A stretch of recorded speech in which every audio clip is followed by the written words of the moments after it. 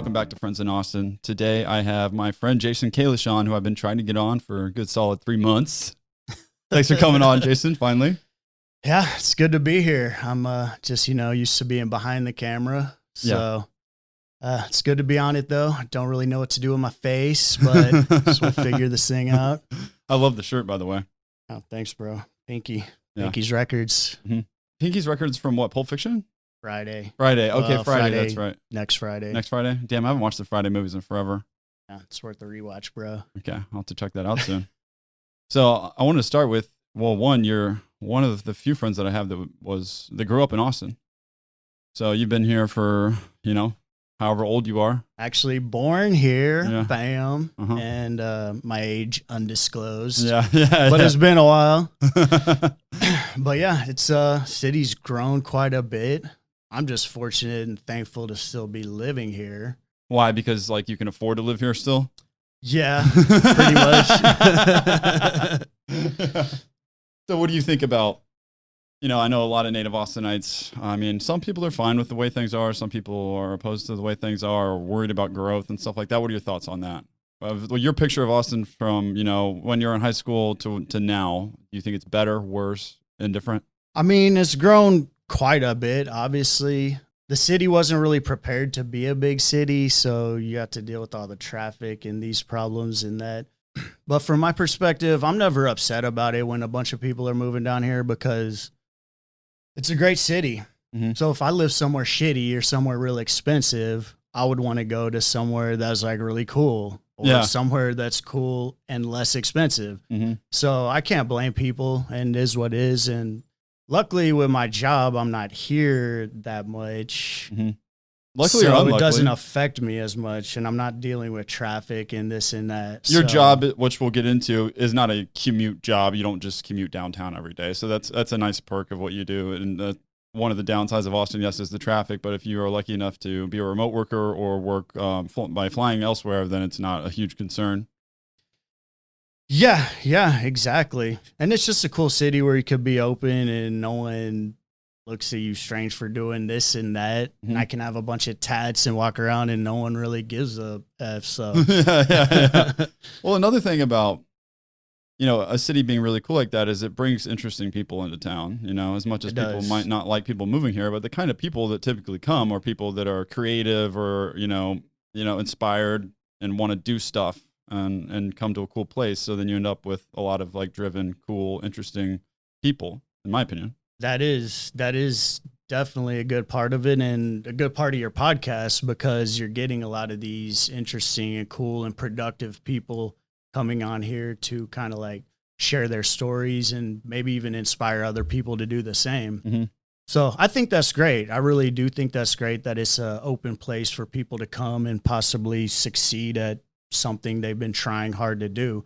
The problem though with it, besides the traffic, I guess, that I didn't mention, which is the most important problem with it, is with everybody moving in, is that it is driving prices up, especially when people from California come, costs half as much to live here. Then it drives prices up, which makes it hard for people to get off the ground in some instances, and especially musicians, and makes it harder for all these clubs to stay open and stuff like that. So that's my main problem with all that. And I'd agree with that. That is an issue. I don't really know how to get around that issue, but yeah, it does make it harder for this. It's a big music city. And I mean, just the price of real estate downtown. I mean, yeah, you can't even make money as a musician here, barely. Mm-hmm. Cause everyone's just playing for free everywhere. So if we're supposed to stay and be the live music capital of the world, how do you maintain that with also progressing to be one of the biggest and best tech company or tech cities in America, mm-hmm. and maintain that balance? So that's the problem about it, mm-hmm. with all the people moving in. But it's kind of like a good problem to have, I guess you could say, but mm-hmm. it's a problem. For sure. So let's dig into a little bit of, what you do for a living. I mentioned it before on the podcast, I believe. It's a different kind of career. So what do you do? I'm a replay operator, and I used to be a camera operator as well, and I still am, but I'm more of a replay operator for primarily live sporting events. Mm-hmm. I'm not actually employed, but I'm like a borderline contractor where I work for multiple different companies, almost like a hired gun, whoever's trying to pay me. But most of your work comes from ESPN, doesn't it? Yeah, mostly with ESPN. I do a little bit with Fox and a little bit with other various production companies. Everyone's trying to get sports on the air. So whoever's doing some sports, that's who I'm trying to work for. And I've done other stuff, live music and a lot of stuff like that, but that's a little less and further and what is it? Further and far between. Yeah. Yes. Thank you, host. So when people are watching football or watching basketball, it's like something that you never think about. It's like, well, there are replays and there's like logistics behind that, and they happen pretty quick, like as soon as the play's over, boom, like they've got good angles and stuff. So in a nutshell, that's basically what you're helping to accomplish. Yeah. So I work for ESPN. I cover like NBA games. I was on Monday Night Football for a while. I've done a lot of college football with them. And NBA is like my main thing. I was just in the NBA bubble for 94 days. To break it down, I guess easily, or not easily, but what I do is I'm a replay operator. So we're back in a truck outside the arena or stadium, outside or underneath it. We have all our cameras in the arena spread throughout. They're all wired back to a truck. And then once they hit the truck, they go into our router, which then can be routed to various places in the truck, including my replay machine, which is called a EVS machine. What's EVS machine stand for? It's some Belgian BS from back in the day. I don't even know what it means, honestly. But it's called a EVS machine, and it has a little controller with a little knob here that it's always recording. So there's a room full of us. We're on headsets. Each of us is monitoring 2 to 4 camera angles, depending on the size and scope of the show. And so something sick happens. There's a sick LeBron James dunk. We all got to figure out, okay, who has the best look, and tell our producer who's calling the shots who has the best look. And then at the next break, the next chance we get, he'll determine whose replays we use. And that has to happen pretty quick, right? Like sometimes within 30 seconds. It could almost be immediately, because if there's like a sick dunk and he gets fouled on the dunk, like play stops and we're trying to figure out immediately what's happening. So how do you decide who has the best angle when like you're looking at your 4 cameras or whatever and these other guys are looking at theirs? How do you know, like how do you put yours as a candidate? Well, that's actually a really good question. That's really has a lot to do with if you're going to have a really good show or not. And it has a lot to do with if you've been working together a lot, because you don't want to just be selling your angle every single time because it's not always the best. So you want to have an idea of what the other angles look like around you. And there's ways inside the truck you can monitor the other replay outputs. So you're making a judgment call on your own. You're like, this one, I don't know for sure it's not the best one, but I doubt it. There's sometimes that, like my machine for NBA, your outputs they could be called various things, from letters to numbers to weird names. Some producers have them named after their kids, but for the NBA show, I was just doing it. They're named after the kids? Okay. Yeah, because outputs, like mine is A and W. So I have camera 3, a handheld going into A, camera 4, the handheld on the other side, which is the guy underneath the basket looking like this, going into the W machine. So I'd be like, hey, that James Dunk is good on W. And then he can suss it out from there. Like he knows he has a good look there. Maybe 89 has a good look and maybe red has a look, and he can look at him and see which one's the best. But if it's really good, I'm like, hey, W's great. W is amazing. We got to get W. Like I will keep hitting them over the head with it. Okay. Like we got to get this on air. Okay. And then sometimes I'll be battling with some other replay dude that's like, no, we got to go this one. And then that was going to be my question. Do people get egotistical about it and they're really trying to drive their fucking replay home? Definitely. That happens. There's been total arguments and squabbles like after the show about like, fuck you, dude. Mine was better. Yeah. God damn it, dude. Yeah. That's what happens when you're working together. But that happens more with like ragtag crews. When you start having a crew that like travels together and is always together, you have less of that. But there is times in the heat of the moment where you're like, trying to outsell each other because you both think you have a really good look. And then there's times where you just really need to just like shut up and be like, okay, mine's good, but that's better, and move on. Mm-hmm. But sometimes when you're new on a show, you want to like impress the producer and be like, oh, I'm working. I'm like trying to get my stuff on. So it's a fine line of overselling, not selling enough, and just like selling the right amount. Mm-hmm. So that makes perfect sense. Yeah. So when you go to a stadium, and you said sometimes the truck's outside, sometimes it's under, but it's got to be having a feed to all these cameras. Do you have to go in and like set up, I imagine, every time, or does someone already set that shit up? Well, we have to do an amount of setup, and it depends on what your position is. If you're a camera guy, you have to do more setup. It's like hard on your body. You got to go lug a bunch of stuff, like grab the cameras from the truck, get them into the arena, disperse them. As a replay person, it's a lot easier. You're more loading up graphics and elements, and it's more like office work type stuff. Yeah. And then at the end of the night, you have to tear everything out, which sucks. At strike, it's the worst part of the entire show. And they call it strike? Yeah, we call it strike. It's terrible. It's terrible? How long does it take? It takes like an hour, 2 hours. Okay. And replay people are known to suck at striking. They're really little fucking prisses in their van. They don't want to set anything up. They don't want to tear anything down. Oh yeah, exactly. The old classic move is you wrap up one cable and then just walk around with it for the whole strike. So you look, if anyone asks, got this cable. I'm working. Yeah. But great. I kick ass at strike personally. So you like to do your part. Guys. Yeah. Hey, FIA listeners, I just wanted to cut into this episode for a second and remind you all to please like and subscribe to the podcast. That helps us a lot in growing the podcast. Also, I wanted to remind you, if you haven't seen the Patreon announcement, we did start a Patreon page, which is a way for you to contribute to the podcast in exchange for private access to certain content that we only publish to Patreon. And we do fully intend to make that Patreon page very interesting. We're going to have a lot of fun with it. We have already posted some stuff to it and have a lot of cool creative ideas to continue adding to that Patreon page. If you want to check that out, it's patreon.com/friendsinAustin. Now let's get back to this amazing episode with Jason. How much different is it between an NBA game and an NFL game when it comes to that whole operation? Because at the core, their operation is accomplishing the same thing, right? But yeah, they're pretty similar. They're pretty similar operations, quite frankly. And it's all like, yeah, they're like same but different. And each little producer has their different little ways they want to do it, and each little director has their different little ways they want to do it.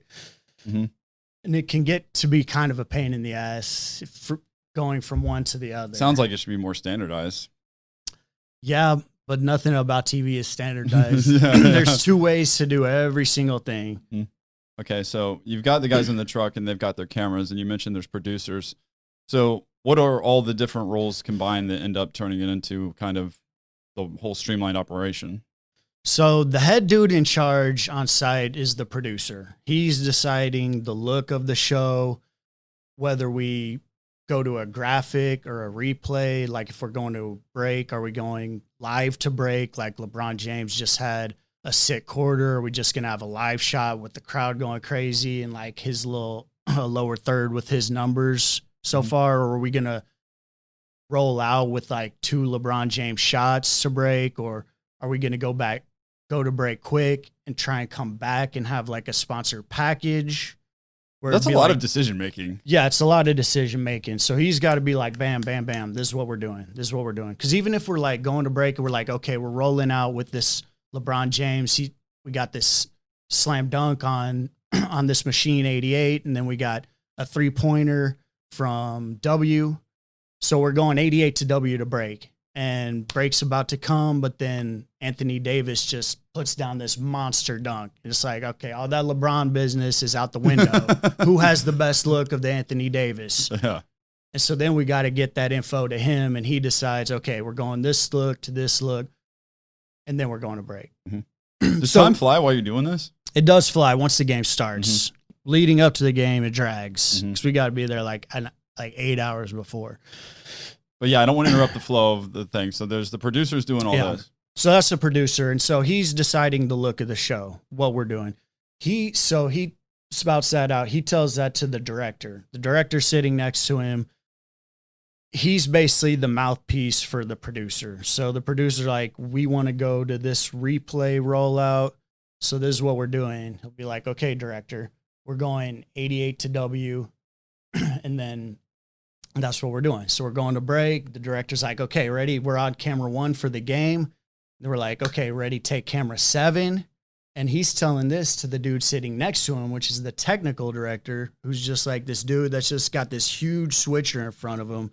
And he's just literally punching buttons. Like every time something happens in a live sporting event, a different camera angle happens, a graphic flies in, a replay, anything, like it's because this dude like punched something on a board. And what's his role? He's the technical director. So you got the producer who guides the show. Mm-hmm. He tells the director basically where we're going. The director then implements his plan. Mm-hmm. So he says stuff, and when the director's saying stuff, the technical director is sitting here punching buttons. He's executing all the software and everything. He's executing everything that the director says. Mm-hmm. So for rolling out, the director's like, okay, we're on camera 1 for the game. Camera 1 is always the game camera, the wide cameras. It's like, all right, so ready, camera 7. Take camera 7. Dude punches a button. It goes to camera 7, which is a shot of LeBron James walking around. Mm-hmm. Ready, 80. All right, we're rolling out. Ready, 88. Okay, effect, or it'll go roll 88, which is the signal to the replay guy to roll it. He'll say effect to 88. He'll start rolling it. It's LeBron James, like through the window, super slow mo, dunk. It's just like, okay, that's done. Ready, W, which would be like maybe my look. Roll W, dissolve W. And meanwhile, he's like doing this every time. And when he says roll, I roll it. The technical director dissolves to me. My replay's happening. Mm-hmm. It's a second look of LeBron James. Ready, Quinn for a react. Roll Quinn. The other replay dude rolls it. Dissolve Quinn. The technical director punches it. It dissolves to Quinn. And it's a react to LeBron James and Anthony Davis. Yeah. And then he'll say, and tag it. And the TD will say, boom. And it's like some graphic flies on. It's like, you're watching ABC, home of the NBA Finals. Dude, that's a perfect depiction of a sports game. And then it goes to a commercial break. Yeah. Boom. Yeah. And so that's kind of how it goes. And that's that for the entire game. Yeah. Yeah, it's that for the entire game. That's cool. Exactly. I like how collaborative it is, and it's very like much quarterbacking and a lot. It's collaboration and decision making really quick. Yeah, it really is. Mm-hmm. It's a big team effort, and everyone got to be on the same page. And that's why the more that you're together, the more smooth that is. And you get little ragtag crews, and that it's just so much harder to execute. Why do ragtag crews happen? Because usually with the same crew, correct? And so you know your team, and you guys are pretty much on the same. Why is it just like so-and-so's on a vacation or so-and-so's working a different game? Well, I mean, lower level crews with lower level budget, they can't travel as many people. It's mm-hmm. basically the bottom line. So you try and regionalize.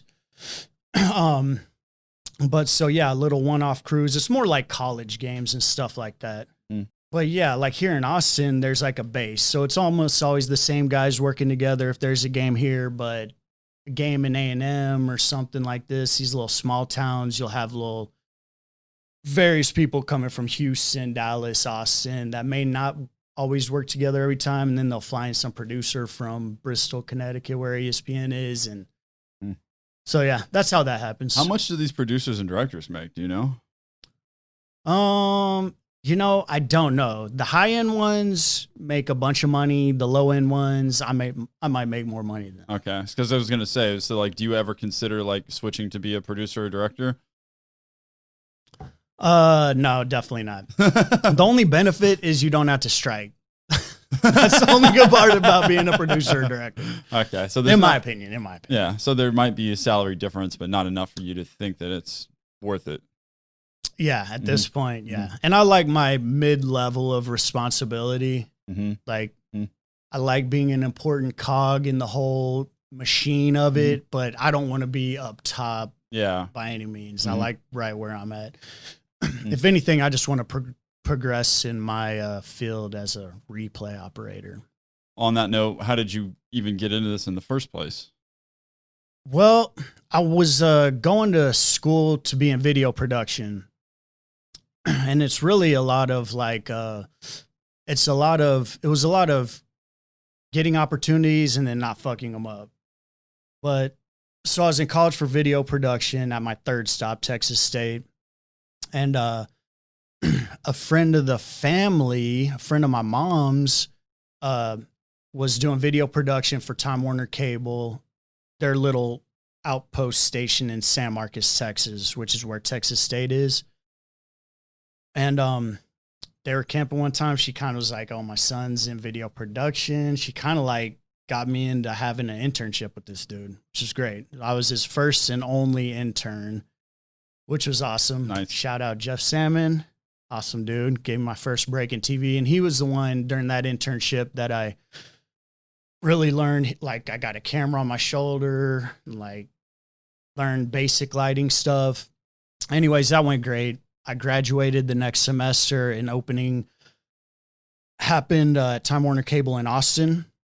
A little part-time job, which was great. I was a shoe-in on that, got that job. It was a cool job doing some basic stuff, like basic video production, but it was a really cool job. Like they were sending me down to do the Mac Brown Texas Longhorn press conference on Monday mornings, which to me was like a huge deal. I was like, oh my God, Mac Brown. Like I'm sitting here with all the players, all like the local like newscasters. I was like, oh, I've seen that guy on TV. Oh my God. Mm-hmm. Mm-hmm. And it was great, but it paid shit and whatever. And it was part-time, bartending part-time. Eventually I turned that into a full-time thing. And while I was doing that, Time Warner Cable was also covering like little high school football stuff, particularly in San Antonio. And that was right around 2008, 2009, when like the economy, when the Great Recession happened, the economy tanked. The budget in San Antonio for doing high school football got slashed. So they started sending us down from Austin, which my coworkers, those 3 grown men who have families, they hated going down to San Antonio on a Friday night. Yeah. But I loved it. And I learned how to do, they were doing literally live productions out of a TV truck for high school football, like really nice production. And it was all the guys that do the Spurs and everything, just like top-notch production dudes that I was able to learn a lot from. And so I was doing camera with them, learning how to do live sporting event stuff. Simultaneously, I was doing some freelance stuff here in Austin. There wasn't a freelance base. The only thing you could really do was do the Jumbotron for sporting events, for UT sporting events at the Frank Irwin Center. Yeah, I mean, Austin doesn't have any professional sports teams. They had nothing. And when ESPN, exactly, when ESPN would come through, they would have their own people. So I was doing that, but still learning a lot.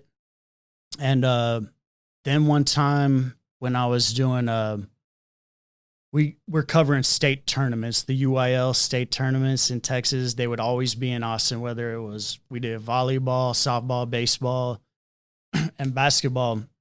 And anyways, they had a full EVS replay machine in the truck. And I'd always kind of like thought that would be a good thing for me to do, because I was already doing camera and I would do like editing in posts. And I was like, doing replays is kind of like a combo of that. And then they were flying some dude in from El Paso, like a dude that was in my position at Time Warner, like a production assistant. They're flying him in from El Paso to do the EVS machine. I was like, I could be doing that. I was like, why can't I do that? Mm-hmm. And so I did a little research, and there was a EVS school that they do once a month, either in Cali or Jersey. And I got Time Warner Cable to pay for me to do it. Good on you. Yeah, it was pretty smooth move on my part. I'm just going to say. No, it worked out good, but I was just like, it'll cost y'all $1,500 to do it. And then if y'all use me like 4 times instead of a contractor, it paid itself off. Mm-hmm. So you convinced them. I convinced them to do it. That's a good example of someone seeing an opportunity that makes business sense for the people that they work for, that also promotes themselves. It's like, you can't wait around for someone to grab you up and put you in some position. You got to say, hey, like, this makes sense for you. It makes sense for me. It'll save y'all money.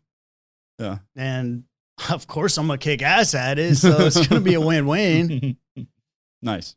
Yeah. So got them to do that. And, that worked out really well. I was like doing a lot for them and saving them money as promised. And then eventually ESPN opened up the Longhorn Network here in Austin, which at the time was a great idea. it's basically a $300 million network that they dedicated to University of Texas sporting events. It was kind of in ESPN's heyday, simultaneously with University of Texas's sports heyday. And basically, I was reading in the newspaper they had a $300 million budget, and I was like, oh my God, I quit my job like the next week. And I wasn't even in with ESPN, but I just like kicked down the door. I kept bothering them until they hired me. Nice, dude. And then once I was in with them, I was able to just kind of meet a lot of people that were in the ESPN family, and one thing led to another. And that's how you got to do what you're doing now. That is how I got to do what I'm doing now. Exactly. I could go into it a little bit more, and I will. We can edit it out if we want to, because just go into it. Just go into it. It's like so convoluted how it ended up happening, but and this part is how I got onto like the national scene. Yeah. Because, as you know, I was on a college football package. I did the first 5 national championship games. I was on Monday Night Football for 5 seasons. And then I've done the last 6 NBA finals. Mm-hmm. So from getting in at Longhorn Network, I was kicking ass with them, doing like some solid work. My name was like kind of getting out as like some up and coming kid who was like putting in some work. If you need someone younger, ready to learn. And so anyways, it was summer going into fall football.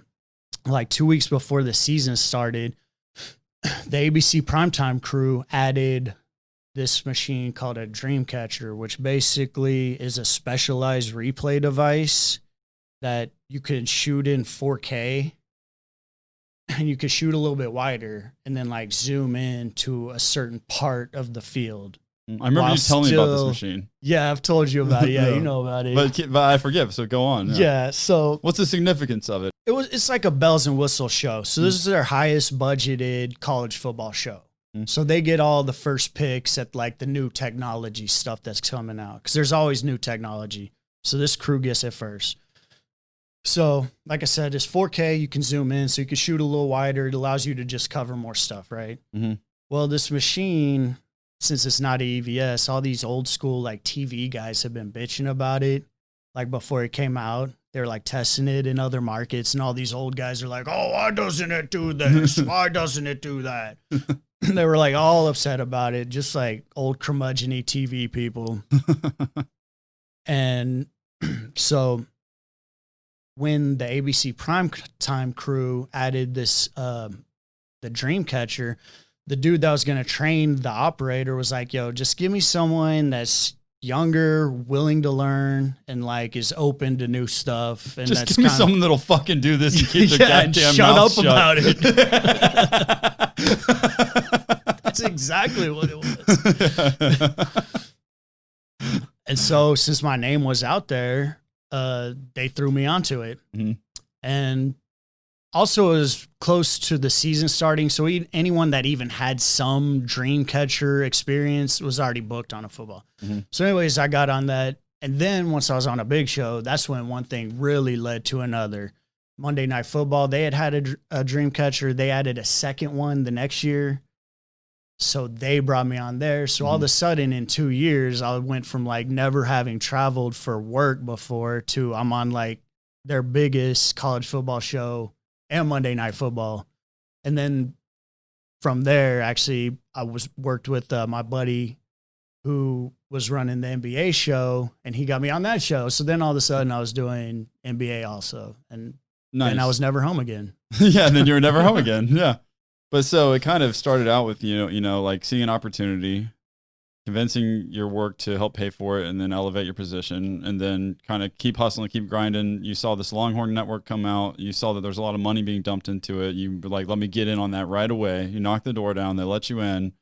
You get in there. You just grind, and then you're like, you know, this guy works hard, and there's this new tech that comes out, and you man it, and then that tech is what they're using at the big shows. You got in the big shows, and then just kept going ever since. Bam. That's exactly what happened. Nice, man. That's a good hustle.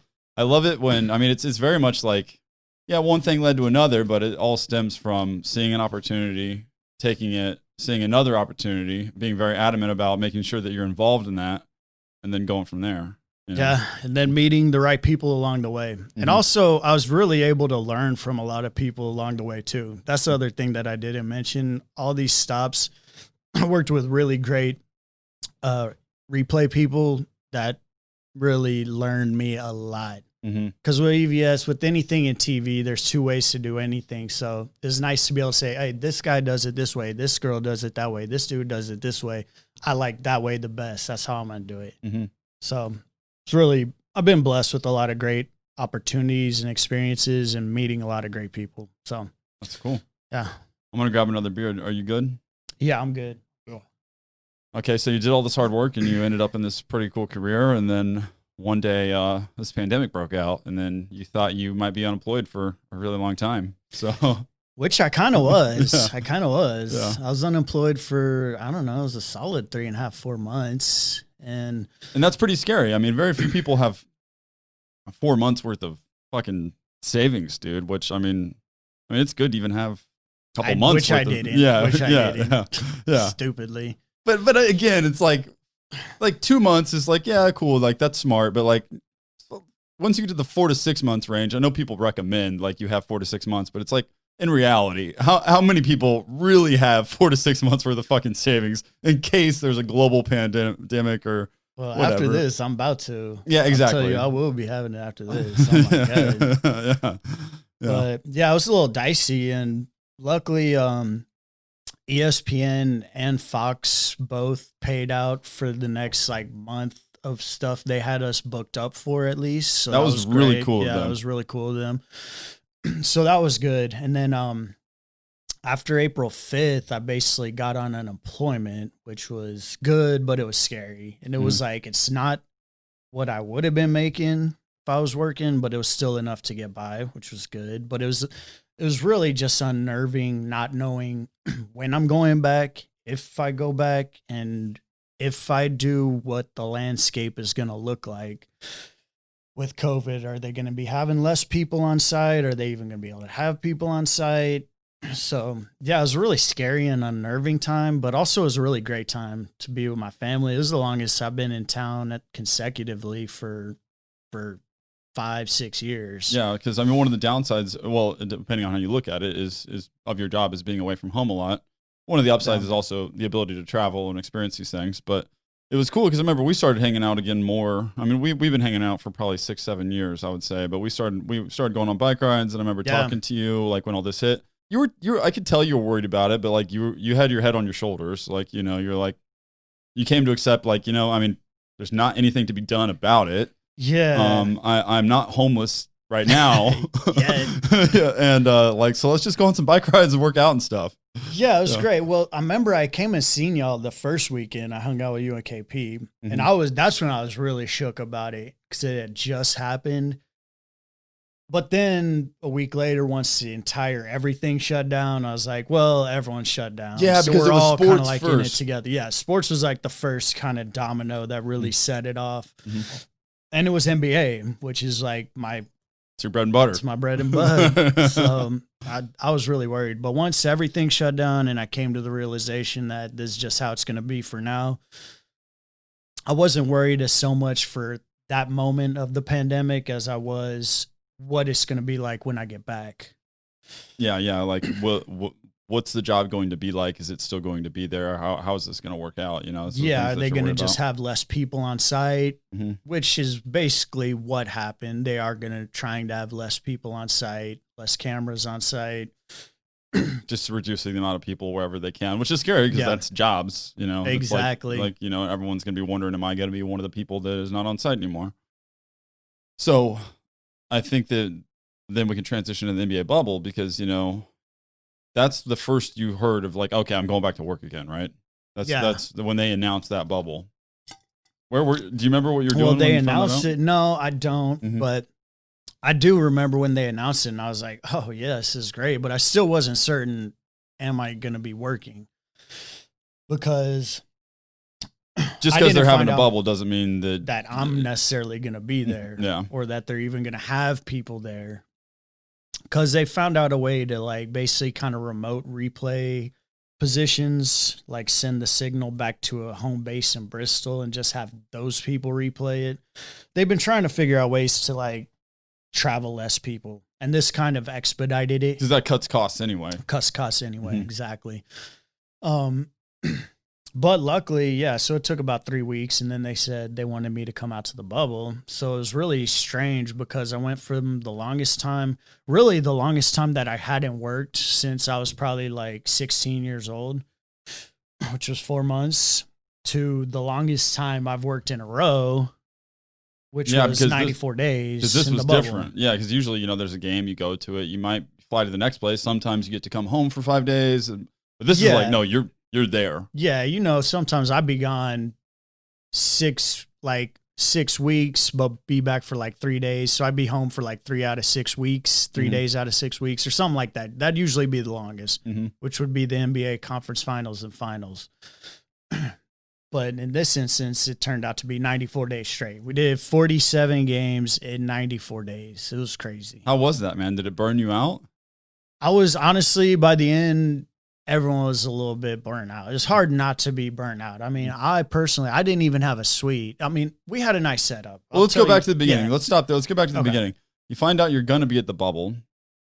How do they inform you on the logistics of the bubble? You get an email, you get a phone call. They tell you, here's how things are going to work when you're here. It was a combination of both, but honestly, the information flow was slow, but it was really hard for everyone involved because the NBA is putting out their protocols, then they're dishing it out to TNT and ESPN, who we were both involved in the bubble, and then they were figuring out their own separate game plans and then trying to tell us what it was going to be like. So the information flow is very slow, but I can give you an overall breakdown of kind of how it worked for us, what our protocols were. Yeah, let's do that. And like where the players were, where you were, the whole thing, how they do it. Yeah. So there was 3 different levels of quarantine or of bubble, if you will. There was one level, which is the true bubble, which is where the players were and where any like NBA, TNT, or ESPN staff that had to be on the floor level with the players. So they were in the true bubble, which was secured perimeter. You couldn't leave. You couldn't do anything but go from your hotel to the arena by bus. That was it. So, what was your prediction about how that was going to be? I said the NBA bubble was going to be a whorehouse / frat house. I hope we can spin that one back. I feel like they're not going to sneak. I think we were talking about this. Yeah, You know, we're not going to sneak in like vagina into like the NBA bubble. I think the NBA bubble is going to be a frat house / whorehouse in Florida. Yeah. But so no, that did not happen. That did not happen. They were very strictly guarded. There were a few instances of bubble breakages. Bubble breakages? Yeah, there was one dude that one NBA player. He did a Uber Eats. He just did an Uber Eats. He did an Uber Eats, and like say the boundaries right here. He crossed like 6 feet over to get his Uber Eats, and they busted his ass. He had to quarantine for 7 days. Oh my god! To grab his fucking bag of food. His bag of food. Yes. So that dude just was really sick of the food that they had on campus. That was early on.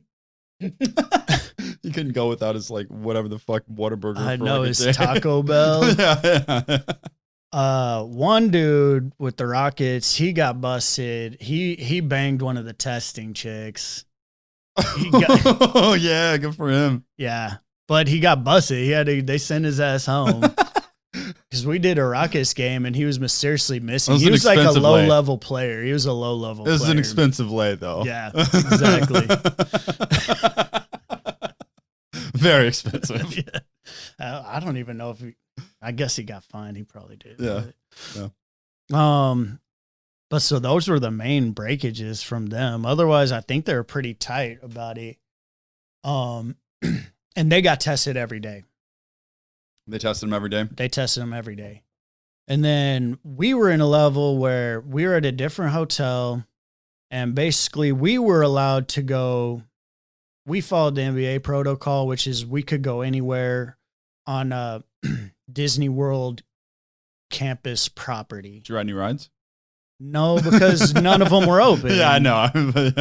Yeah, I wish we could have ridden some rides. I was hoping that the whole time. I was like, man, I hope they just open it up one day Just for fucking us. staff Just it for up. us. Just staff Just it up for once. us. But actually, I think they were open, but you had to have season tickets, this and that. And then there's Disney Springs that had some restaurants and stuff we could go to. There were some stores on the site. So we had a little bit of leeway to do some stuff.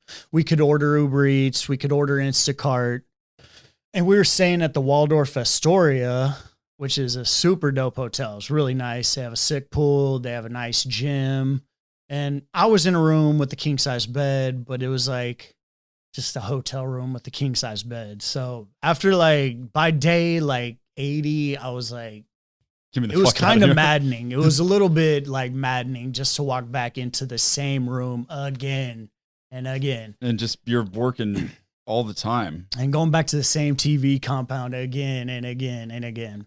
But not to complain about it. I was happy to be back to work. It was great. But it was a little mind numbing by the end of it. I mean, it's nothing you had to do before. It's, it's different. The best part of it was we did 47 games. We only had to strike once, baby. Oh, yeah. That's a lot of hours and strikes, man. Yeah, strike sucks. So, anyways, it was nice to just walk off and walk away.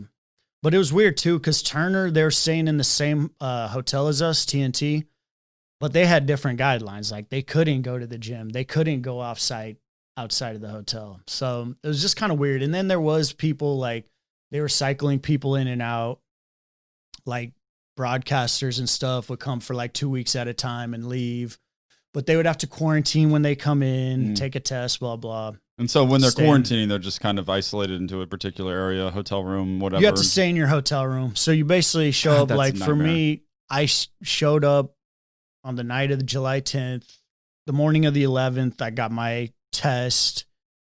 And then I quarantined all day. And then the next morning I got my result and I could go to work. And so that's how that works. In the real bubble where the players were, that level, they had to quarantine for 7 days. And then they could go into work. Did they have 0 cases of COVID? Yeah, and there was no cases that I know about. They did work. They had a tight ship. They ran a tight ship. They did it really well. I was pretty impressed about it. And it was as good as it could have gone. Yeah, I mean, to organize something as big as the NBA into a specific area with all those players, all that staff, all that crew, and to go through an entire season plus playoffs, whatever, and then have 0 cases is pretty impressive. Yeah, it was pretty impressive. It was. And that's something you could do with NBA. I did want to bring up, because I was watching your show, the one with Eric again. The one with Eric and Dave, yeah. And y'all were talking about other sports quarantining or doing possible bubbles. And just to touch on that, it's harder for other sports. The NBA was able to do it, 1, because it wasn't a full season. 2, it wasn't all the teams. They just took, I think any team that was within 8 games of making the playoffs. Oh, they just cut all the, you guys, you know what? You guys suck and you're just a liability. And stay home, you're not bro. really adding any value. So just fuck off. That's basically what You happened. don't have enough fans for it to matter. Yeah, that is what happened. But so you disagree that Dave was very adamant and up in arms about the NFL. It's impossible. It's impossible for the NFL to do a bubble. Even if they wanted to, they couldn't do it. They could maybe do it for the playoffs, once things get more serious. But an NBA team has 12 to 14 players. They got 5 coaches, and they got probably 10 people on the training staff. You're looking at maybe 25 people per team, and it's not even the whole league. The NFL, you got 72 players on your active roster. You got a coaching staff that's as big as an NBA team.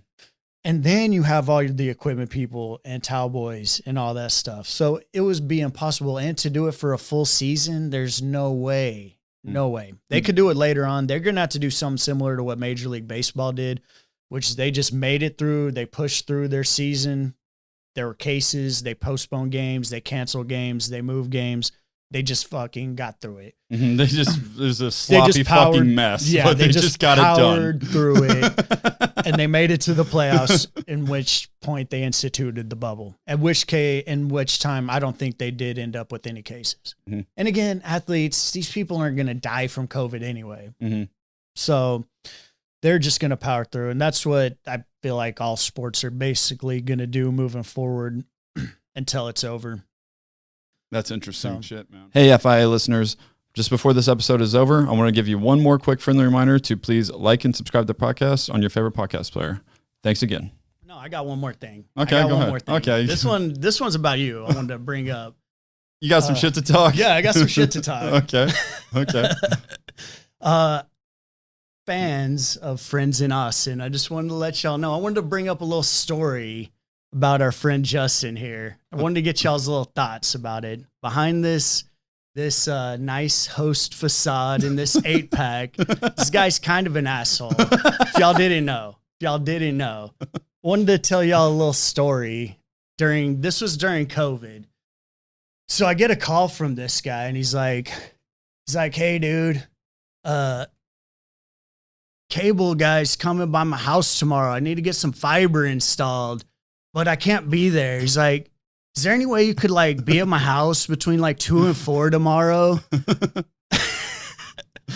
And I'm like, well, I don't really want to. I actually had a lot of stuff planned. I had some stuff planned, but I'm like, yo, I've been off work for a while. I'm going to help out my friends. I want to do stuff while I'm here. And so I'm like, all right, dude, what do you need me to do? He's like, well, can you just be here at like 2? And he's like, in fact, can you like come early? Cause I feel like cable people like usually show up early. That should have been my first red flag, because cable people had never shown up early. But so I show up at 2, whatever. And I like put the little code in the front door, and I open the door, and his buddy Dave is here looking like he's about to go on a motherfucking safari. What Dave Lehman, the one that was working on the studio? Yeah. What? So what? Are you not remembering this yet? What was he doing?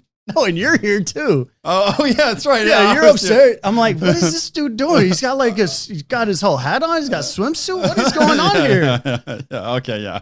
And then Justin's upstairs. He's like, hey, hang on 1 second. I got to fill up the cooler, bro. Hang on. I'm like, cooler? What are you talking about? Like, I assumed you had to be at work or something. Thought this was a work engagement I'm covering you for. Like, oh, dude, we're going down to the Greenbelt, bro. I took off work early to go. And he's like, Justin's like, I was going to invite you, but then like, I needed you to watch my house. So sorry, bro. I'm like, really? I'm like upset at this point. I'm like upset at you. I can tell you're kind of pissed, and I was like, well, we were supposed to be gone before you got there, was the plan, but we were kind of running behind, so cat was out of the bag, like, we're going to the Greenbelt. Yeah, it was out the bag. They're going to the Greenbelt, so now I'm sitting here, like, stuck at this bozo's house, which is a nice house, I will say. But then he's like, so it's only going to take, like, 10 minutes. Like, they're going to be in and out, just setting up some internet, laying some fiber. When I heard that, I'm like, fiber? That takes a while. Like, you got to dig into that thing. So anyways, they go. I'm sitting here upset for like an hour and a half playing with its dog Hula, which at least she was there to keep me company. Then the cable dude finally shows up. He's like, where's the modem? Where's this? Where's that? I'm like, I don't know where nothing is in this house. Like, I thought y'all were going to have this shit planned out. So we find like where it is. And then he's like searching around. He's like, well, look, I need to like drill a hole in this wall and we got to lay this. And you know, it's going to take about 6 hours. So then I called Justin. I'm like, yo, you need to come back. This dude's saying 6 hours. He's like, oh, just reschedule it. I'm like, why didn't you just do that in the first place? I wanted fiber done, man. You got to have that internet, dude. So folks, friends in Austin's fans, and anyone that knows this dude, if y'all see this, can y'all just like text him or comment and tell him he's an asshole for me? I hope just like one day in like 2 weeks, whenever you're watching this, just send him a text that says, you know, hey, you're an asshole from Jason. I hope you just, I just hope you get some random asshole text in like 2 weeks, like in a month, maybe in the middle of the night. All right, I guess something like that. I guess I deserve it. Yeah. I want to point out that I've done your laundry for you while you were like, I don't know if you're working or doing whatever the fuck. And then you're like, dude, like the mattress cover is missing. And I'm like, there's like 3 dryers at this apartment complex. I grabbed all the shit. That was $100 mattress cover. I was doing your laundry. I was doing your fucking laundry. I don't know what is yours and what's not. I got 2 dryer full of shit. Like, I guess I missed one. Well, that was nice of you, but guess what? I was probably gone on work. I wasn't out lollygagging at the Greenbelt. Or the strip club, maybe. I don't know. I could have been at the strip club. I would have just got my laundry and I came back though. Mm-hmm. But in your eyes, like, I owe you a mattress cover and I'm an asshole. But okay. Yeah, but I do love you. I do love you though. All right. Well, appreciate that, man. But and thank you for coming on. This is I thought this was a really great podcast and very interesting to hear the logistics about all that and to talk to a native Austinite and a good friend. Yeah, man. Thanks for having me on. Sorry it took so long. Oh, no worries. It is what it is. Yeah, it was a fun time, man. And keep up the good work. Podcast has been looking good. I've been following it, so keep up the good work. Well, thank you for supporting on Patreon, by the way. Yeah, y'all support on Patreon. It's only $5. It's $12 if you want the inside content of me and Dave butting heads with each other, because that happens quite often. That's good. So, I'm not on that tier. I'm on the $5 tier. Yeah, but just so you know, we are going to start posting very frequently on that about like the finances of it, because right now, I mean, we make probably negative $1,300 a month because of our expenses on it. Plus, we're many thousands, at least 10 grand into it. So, yeah, we're still quite a bit in the negative. But yeah, we're hoping that the Patreon will help out a little bit, and of course, selling ads when we get to the point where we have enough authority to sell ads. Hopefully, that is coming soon. So, if you want to see like how we plan the podcast, how we plan to grow it, and just kind of like the business side of it. I think that'd be interesting for a lot of people if you're interested in entrepreneurship or want to start your own podcast, or just interested in me and Dave shit talking to each other on text messages and stuff like that. To go ahead and do the $12, and I promise we will put some good content up there that's for patrons only, I should say. That's the end of the spiel. Thank you again. Yeah, man. Good job. Oh, actually, I just said that last part out. Why? Because I'm an asshole? Well, you did do a good job, though. So Yeah. All right, man. But, hi, brother. Later.